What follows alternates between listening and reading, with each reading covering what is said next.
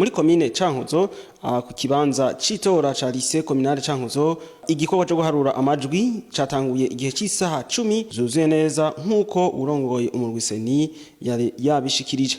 Icyo gikorwa rero kikaba catanguye hari abarorerezi baserukira amashirahamwe atandukanye, aha tukavuga nk'abaserukira ishirahamwe WAP Burundi, Women in Action for Peace Burundi mu rurimi rw'icongereza, abaje baserukira ishirahamwe ry'ubumwe bwa Afrika, abaserukiye umugwi w'igihugu wigenga ujeje wateka kazi na CNDH, abaserukiye urwego rw'ubutungane n'amahoro Commission Episcopale de Justice et Paix.